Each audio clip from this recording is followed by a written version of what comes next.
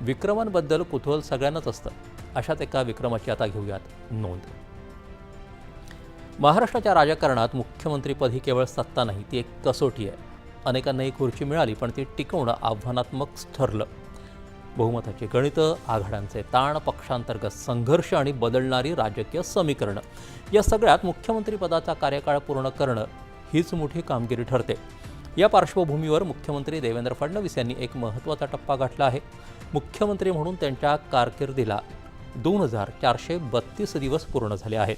त्यांनी याबाबतीत 4 वेळा मुख्यमंत्री राहिलेल्या शरद पवार यांनाही मागे टाकलं. शरद पवार 4 वेळा मुख्यमंत्री झाले, पण त्यांचा कोणताही कार्यकाळ सलग 5 वर्षांचा नव्हता. त्यांच्या सर्व कार्यकाळांची एकत्रित बेरीज ही 2412 दिवसांची होते. दुसरीकडे देवेंद्र फडणवीस यांनी 2014 ते 2019 हा सलग 5 वर्षांचा कार्यकाळ पूर्ण केला. त्यानंतर पुन्हा मुख्यमंत्री म्हणून जबाबदारी स्वीकारल्यानंतर त्यांच्या एकूण कारकिर्दीनं आता शरद पवारांचा विक्रम मागे टाकला आहे. सर्वाधिक काळ मुख्यमंत्री राहिलेल्यांच्या यादीत आता फडणवीस 3ऱ्या स्थानी पोहोचले आहेत. या यादीत आजही पहिल्या क्रमांकावर आहेत वसंतराव नाईक. त्यांनी तब्बल 4096 दिवस मुख्यमंत्रीपद भूषवलं. 1963 ते 1975 या सलग काळात त्यांनी राज्याचं नेतृत्व केलं. हा विक्रम आजही अबाधित आहे. 2ऱ्या क्रमांकावर आहेत विलासराव देशमुख.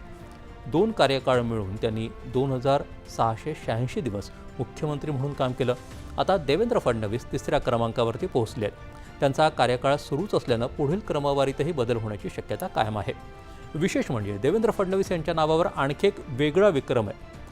2019मध्ये झालेल्या शपथविधीनंतर त्यांचं सरकार अवघ्या सुमारे 80 तासात कोसळलं. त्यामुळे सर्वात कमी कालावधीत मुख्यमंत्री राहण्याचा विक्रमही त्यांच्याच नावावरती नोंदला गेला. एका बाजूला सर्वात कमी काळ मुख्यमंत्री राहण्याचा विक्रम, तर दुसऱ्या बाजूला मुख्यमंत्री म्हणून सर्वाधिक दिवसांच्या यादीत सातत्यानं वर चढत जाण्याचा प्रवास. महाराष्ट्राच्या राजकारणात अशी 2 टोकं एकाच नेत्याच्या नावावर असणं हेच राजकीय प्रवासाचं वेगळेपण अधोरेखित करतं.